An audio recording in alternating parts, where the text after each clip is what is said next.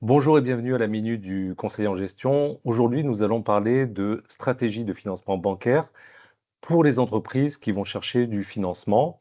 J'ai le plaisir d'accueillir Michael Vial, dirigeant de plusieurs agences Meilleur Taux dans la Loire et ancien banquier, ancien conseiller bancaire pour les professionnels.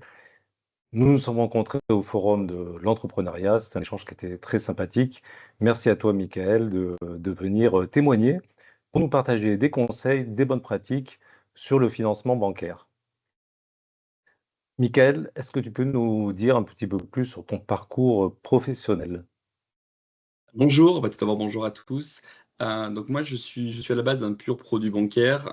J'ai démarré en alternance en licence banque, en banque. J'ai continué avec un l'ITB, donc un master banque. J'ai fait toute ma carrière, chez LCL. J'ai démarré conseiller particulier, conseiller pro, directeur d'agence et j'ai terminé directeur de secteur, dirigeant presque toute la Loire quand j'ai démissionné, pour me lancer dans l'aventure Meilleur Taux. D'accord, donc tu as eu un beau parcours au niveau de la banque. Et pourquoi avoir quitté le monde de la banque? Parce que j'imagine que tu devais vivre des accompagnements clients intéressants. Tu avais peut-être une vocation entrepreneuriale. Oui, je pense que c'est une vocation entrepreneuriale. Ça faisait plus de quelques temps que déjà je recherchais des structures à reprendre et c'était une envie de découvrir autre chose. Et pourquoi Meilleur Taux et pourquoi cet accompagnement pro? Et ben, l'idée c'était ça, c'était je voyais beaucoup de projets pro ne pas aboutir ou être refusés car présentation n'était pas assez aboutie et je me suis dit que l'on pouvait changer les choses et que l'on pouvait créer une structure qui accompagne les professionnels dans leur recherche de financement. D'accord, super. Donc, tu as apporté toute ton expertise métier en tant que banquier. Selon toi, quelles sont les clés essentielles pour réussir sa demande de financement bancaire? J'en mettrai 3. Le premier, c'est un dossier solide et structuré. Il faut d'abord montrer que l'on maîtrise son dossier, préparer un business plan clair, une étude de marché réaliste, une stratégie commerciale crédible, et des prévisions financières détaillées. Le deuxième point, c'est prouver sa capacité à rembourser. Le financeur veut avant tout être assuré sur le risque, donc montrer que le projet est rentable et que vous avez une marge de sécurité. Et le troisième point, qui est certainement le plus important, soigner sa présentation et sa posture. Vous devez avoir, auprès du banquier une posture de chef d'entreprise. Vous êtes l'ambassadeur de votre projet. D'accord. C'est un peu ce qu'on appelle l'adéquation homme-projet. Exactement. Tu parlais de marge de sécurité. Alors moi, j'ai fait énormément d'accompagnement de création d'entreprise. Donc je vais dissocier les créations ex nihilo et souvent pour des dirigeants qui ne sont pas dans le secteur d'activité pour lesquels ils créent leur activité. Et ce que j'ai pu constater pour cette catégorie de porteurs de projets, c'est une difficulté vraiment à atteindre le budget qui s'était fixé dans le cadre de leur dossier financier. Comme si la marche était beaucoup trop haute. Et ça, c'est compte tenu de la période de décollage qui peut être un petit peu élevée. Et puis, c'est toute la démarche un peu commerciale qui prend du temps. Comment, comment tu l'appréhendes? Est-ce que d'abord, tu es, en phase avec ça, ce que j'ai pu constater, moi, sur le plan de l'accompagnement de mes clients? Oui, je suis parfaitement en phase. C'est vrai que souvent, heu, ce que ne se rend pas compte, on va dire, quand on crée un business model, c'est qu'il va falloir du temps pour que le projet se lance. Et ce temps-là, et ben, il va falloir qu'on arrive à le conjuguer avec des charges qui soient restreintes pour pouvoir maintenir une rentabilité minimum durant les premiers mois. D'accord.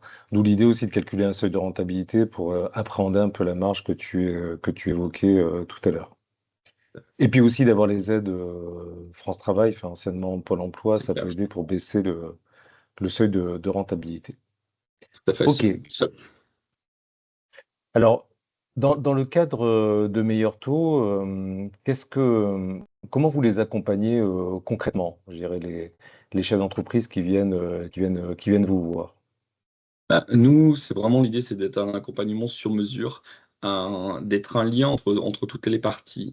Aujourd'hui, en fait, le porteur de projet, quand il va venir nous voir au démarrage, on va parfois retravailler son business model, voir avec lui comment il l'a construit, et qu'on puisse l'argumenter après au niveau banquier. On va aussi faire le lien avec le juridique, les statuts, on va aussi faire le lien avec France Travail, on va faire le lien avec leur initiative, on va faire le lien avec CAJ, avec BPI, avec tous ces organismes-là. C'est-à-dire qu'on va vraiment être une opération globale et nous, en fait, on va l'accompagner et le conseiller dans toutes ces différentes phases de son projet, toutes ces différentes aides, tous les différents organismes qui vont intervenir pour la création de son entreprise et son financement. Est-ce qu'il y a un moment particulier où il est conseillé pour qu'ils viennent te voir et te solliciter? Parce que tu parlais de toutes les étapes un peu je dirais, du projet, de création ou de reprise.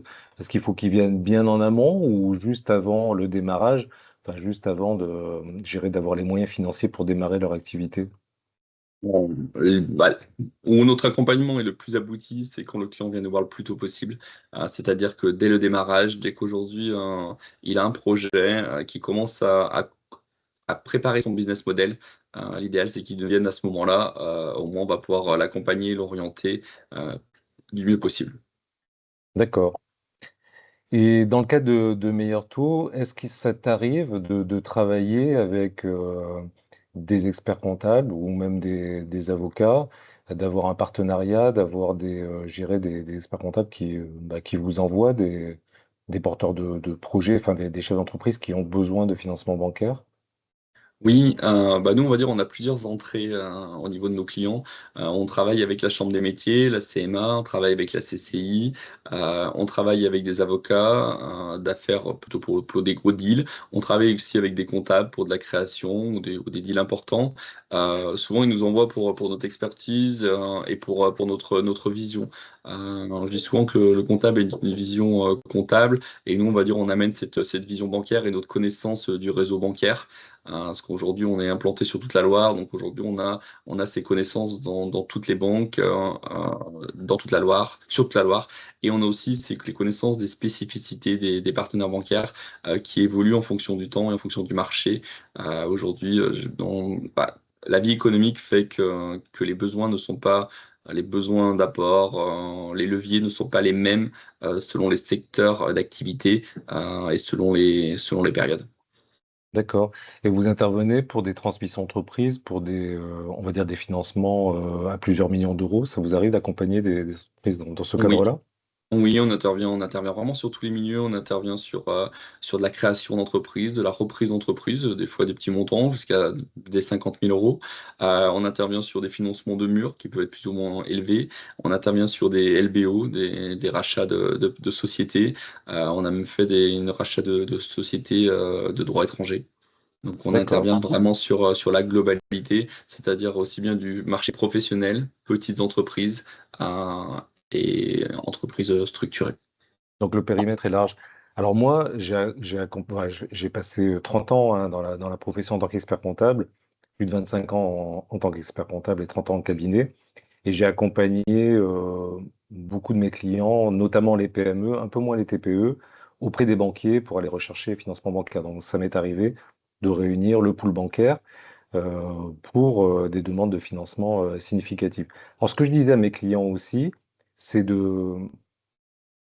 enfin pas toujours, mais généralement pour avoir les meilleures conditions bancaires, c'est de les réunir, de les voir individuellement. C'est-à-dire que de les rencontrer un par un, de leur expliquer un petit peu le projet, là où va l'entreprise, la stratégie. Ça demandait du temps, mais par contre, je trouvais que c'était plus efficace en termes de conditions, pour avoir des conditions plus favorables pour l'entreprise. Est-ce que toi, tu es en phase avec cette Alors, stratégie?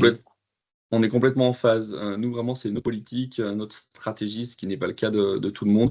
On rencontre systématiquement les banquiers séparément.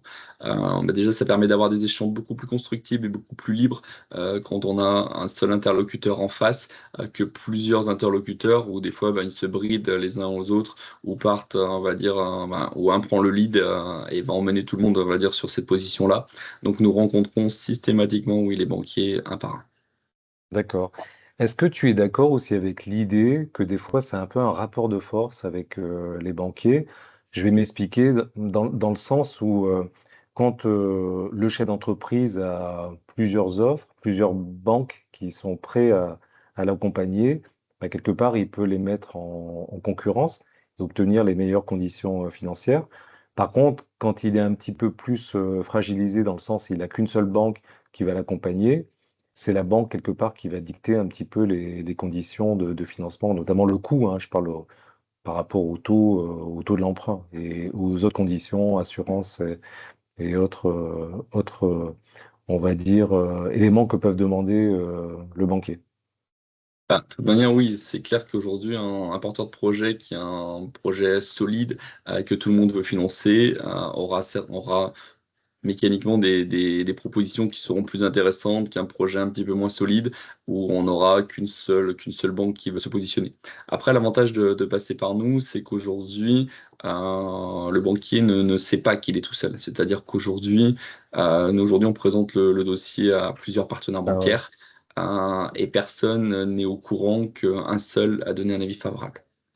D'accord, d'accord. Donc il y a une présentation, je dirais, quelque part pour le banquier, d'une mise en concurrence, un petit peu. En tout cas, il peut le considérer comme ça. Oui, tout à fait. Et si on revient par rapport aux experts comptables, est-ce que toi, quand tu vois des dossiers financiers d'experts comptables, donc qui précisent le budget, compte de résultats prévisionnels, le plan de financement, peut-être un plan de trésorerie, est-ce que tu peux voir des trous dans la raquette et être amené à apporter des modifications, ou en tout cas à demander à ce que le cabinet d'expertise comptable apporte des modifications au dossier financier? Ça nous arrive, ça nous arrive régulièrement parce qu'aujourd'hui, parfois le prévisionnel, il a été fait rapidement ou il a été fait avec le client qui n'était pas assez, on va dire, assez penché sur comment il allait réaliser ce chiffre-là. Et comme nous, on va lui demander un détail hyper précis de comment il veut le faire et comment il va y arriver, ça nous arrive parfois de modifier ceci ainsi que certaines petites lignes. On sait aujourd'hui qu'au niveau banque, il ne faut pas, par rapport aux indicateurs et au scoring, il faut avoir de la rentabilité ou une marge à zéro dès les premières années, dès la Ah ouais. première année. Donc ça arrive aujourd'hui qu'on refasse faire un prévisionnel en diminuant le frais ou en diminuant les ambitions de salaire pour qu'on ait une rentabilité qui soit palpable dès le démarrage. Ouais, d'accord, pour que la capacité d'autofinancement soit présente et puisse rembourser l'emprunt du banquier, parce que bien sûr le banquier gère son risque de prêteur et avoir un compte de résultat négatif avec le fait que la trésorerie soit déjà entamée dès le démarrage, c'est vrai que c'est pas très vendeur, mais il vaut mieux travailler par les charges que par l'augmentation du chiffre d'affaires par rapport à ce qu'on disait tout à l'heure, où des fois on avait des objectifs d'activité qui étaient élevés. Et puis ce que tu soulignes aussi, c'est l'adéquation entre les moyens dont dispose le chef d'entreprise, qui sont des moyens, gérer des moyens humains ou des moyens de superficie pour un commerce, avec le chiffre d'affaires réalisé. Il faut bien qu'il y ait cette adéquation et pas gérer des perspectives d'activité qui ne soient pas cohérentes avec les moyens dont il dispose. Ah, c'est exactement ça, c'est-à-dire qu'aujourd'hui, des fois, il faut mieux un prévisionnel moins ambitieux, mais qui peut sembler plus réaliste pour le banquier, qu'un prévisionnel trop ambitieux et qui sera peut-être réalisable, mais qui peut faire peur. D'accord.